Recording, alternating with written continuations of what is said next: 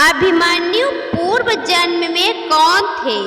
महाभारत का युद्ध जब निर्णायक मोड़ पर आ गया और कौरवों की सेना पांडवों पर भी भारी पड़ने लगी, तो युद्ध में अभिमन्यु को भेजा गया। उस समय अभिमन्यु महज 16 साल के थे। ऐसे में आरंभ में तो सभी ने उन्हें इनकार कर दिया, लेकिन जब उन्होंने जिद की तो युद्ध की स्वीकृति प्रदान करनी पड़ी। अभिमन्यु कौरवों की सेना पर इस कदर काल बनकर टूटे कि कौरवों की धुरंधर योद्धा भी भयभीत हो गए। पूरी कौरवों की सेना घबरा गई। अभिमन्यु ने अकेले ही कौरवों की पूरी सेना को घायल कर दिया। अभिमन्यु ने भयंकर युद्ध किया। अभिमन्यु का भगवान श्री कृष्ण से गहरा रिश्ता था। रिश्ते में अभिमन्यु श्री कृष्ण के भांजे थे। श्री कृष्ण को अभिमन्यु की छोटी उम्र का पता था।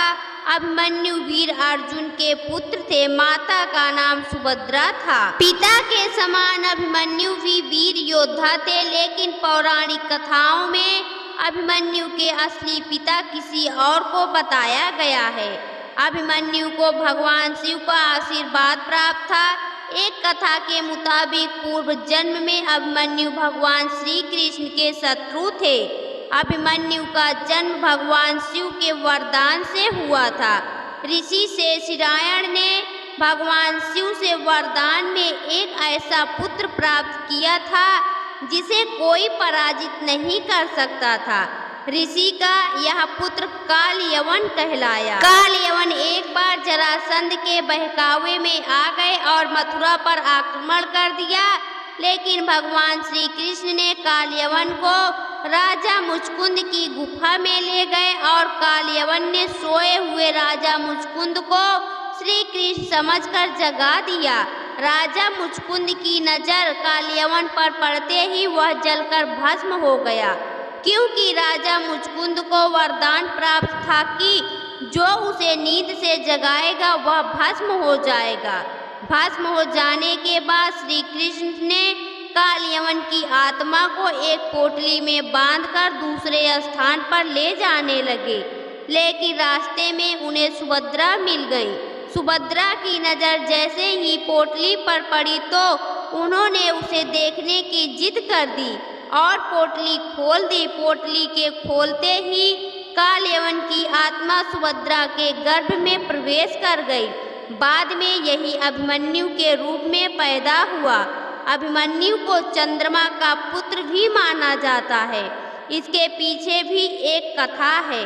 पृथ्वी पर धर्म की स्थापना करने के लिए भगवान श्री कृष्ण ने अवतार लेने से पहले सभी देवी देवताओं से मंत्रणा की और योगदान करने को कहा। इसके बाद कुछ देवता स्वयं मनुष्य बनकर धरती पर प्रकट हुए और कुछ देवताओं ने अपने पुत्रों को भेज दिया।